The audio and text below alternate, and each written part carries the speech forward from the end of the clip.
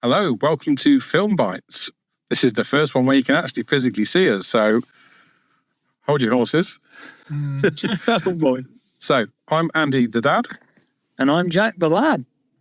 And this afternoon we've just come out of seeing Ghostbusters Frozen Kingdom. So this was obviously something that we were quite excited about. Yeah. Let's be honest. Yeah.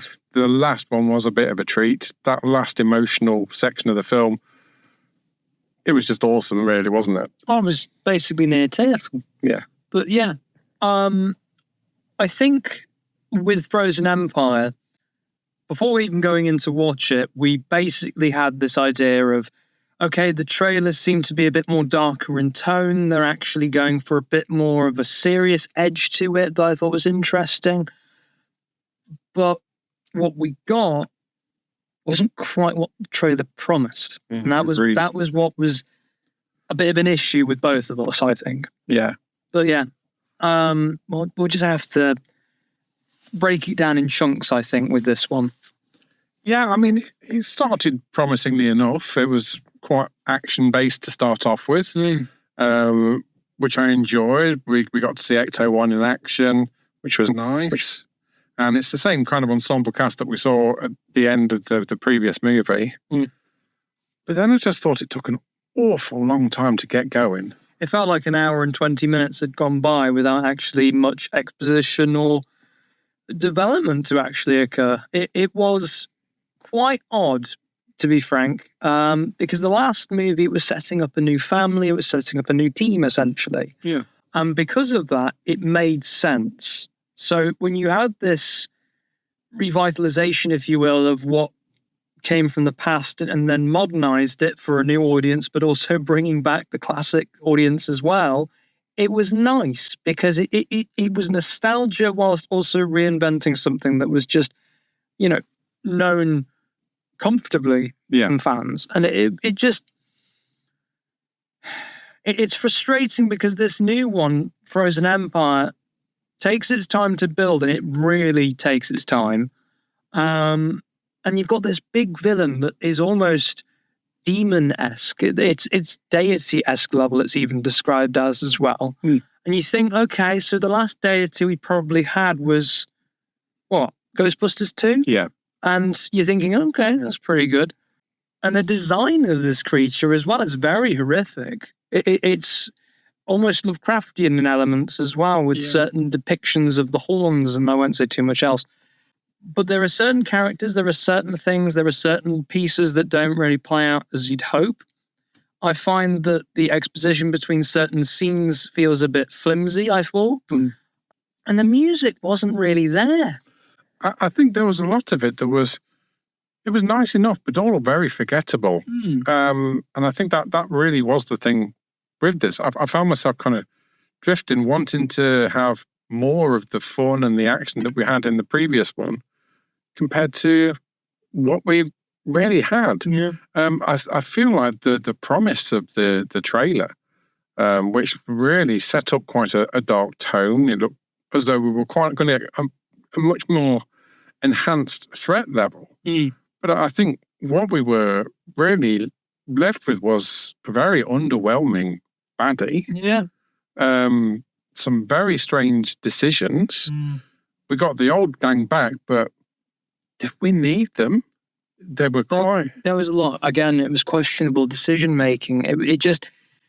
The old gang, I think the only reason they were back was to bring up numbers and to also bring back old fans, because at the end of the day, the last movie, spoiler alert, brought the old gang back, and it worked because it had a context behind it. It was basically a family member was a part of the team, and it made sense. It was a building of a not only a story development, but also a team. It basically elevated the plot, and it worked. Yeah, I think it gave it a bit of legacy that that's the only legacy that it required to go forward with the new raft of movies.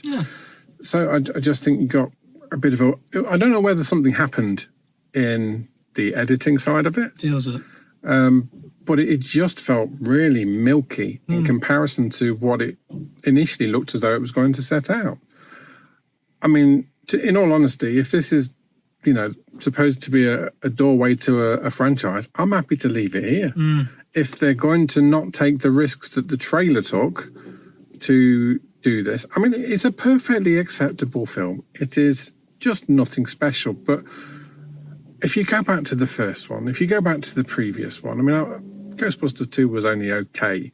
And this was fun, only but okay. It wasn't extraordinary. I think the first one played around with ideas that was just, it was family fun, but it also had that edge of horror, and it had those, those themes that played out, the classic and iconic music that just was timed at the right scene to make it feel like, yes, actually that works perfectly. I now want to root for the Ghostbusters. Agreed. And again, the name, the Ghostbusters, it sounds silly, but it works in the context of what it plays around with. Yeah. And I feel like here, there were some fun gags. There were some fun moments that played that were basically iconic to the original. There was nice nods to the second film, I thought, which was really nice to see. But that's kind of it in the original department. In terms of the new family, I don't find that the dynamic plays out too well, because the last movie, it's a nice development between it all, because you've got the older brother that's not really working well with the younger sister, because the younger sister feels like an outcast to everything as well. And it worked in that context. So because of that, you understood where it was going to go in the team building development side of things. The parents, well, it's a single mother at this point in the last movie because she's basically still lost. And, how that plays out. There was some really clunky scenes in there as well. Some of the dialogue was very... You're talking about Frozen Empire, right? Yeah. Okay, cool. Because Frozen Empire, again, there is a whole sequence that plays out in the trailer. We pointed this out as soon as we got out as well. There was a dark moment in the trailer, a really dark moment that shows a member of the team in quite hefty peril. Yep. And in the movie, that's not even touched upon. It's like whatever happened, it was swiftly moved on from. A whole subplot that was maybe a bit more interesting has disappeared. Yeah. And it's a bit of a struggle to describe, because I don't want to spoil at the end of the day. I think at the end of the day, the trailer looked like it was going to take some risks. Yeah. And the film really didn't. That's the problem. I think what we were promised in the trailer was it was going to have a darker tone. It was going to do something that reconfigured maybe elements of what makes a Ghostbusters story interesting. But that's the thing. I was hoping that there'd be a bit more going on. Yeah. And I think what we got was there was too much going on with too little. And that's hard to describe, because it was basically what felt like an hour and 20 minutes of just build, but nothing actually happening. Then we had those little nods to things that was like, oh, actually, that's interesting. Nothing occurred. The final act just didn't feel as though it particularly elevated. It stayed at, it sort of plateaued at a certain level. The gags weren't amazingly funny gags. There was not one guffaw moment in all of this. It was just all on a level. It was all a bit dum-de-dum. And I just wanted more from it. And I think there's probably a good film somewhere on the cutting room floor. But that's it. It's on the cutting room floor. It's missing. It feels a little bit of a letdown, because it's Ghostbusters. Yeah. And I don't want average Ghostbusters, which I think this is what this is. I want something that's going to make me really remember and have that nostalgia of the feels of when I first saw Ghostbusters and what it meant to me. And I really didn't get that from this one, sadly. It's, don't get me wrong, it's perfectly acceptable, but it's just not much more than that. If I had to give it a rating out of 10, I'd probably say maybe like a 5 or a 4 out of 10. Yeah, and I think that's a realistic result. But that is such a shame, because you've got big actors in there. You've got a perfectly good cast that if you actually gave them dialogue and a good script to play around with, I think they would eat into it and have fun. Because Paul Rudd, you can tell there's potential. But it made you smile without making you full on laugh. And I think it needed a bit more. You needed a laugh. And I think every now and then I had a chuckle, which was good. You want a chuckle.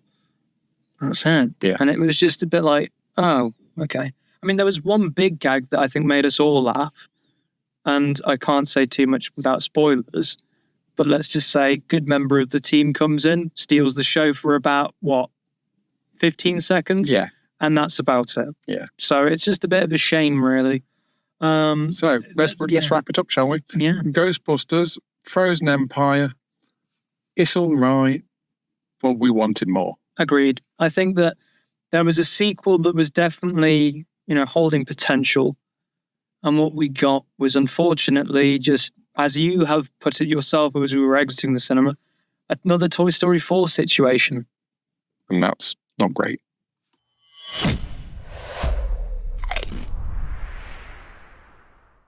Thank you so much for joining us on this episode of Film Bites Podcast.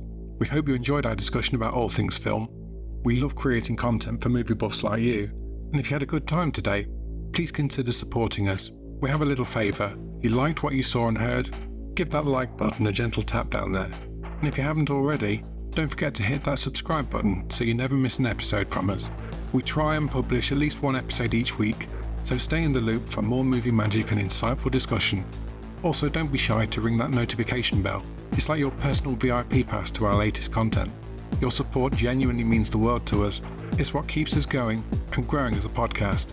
So, from the bottom of our movie-loving hearts, thank you.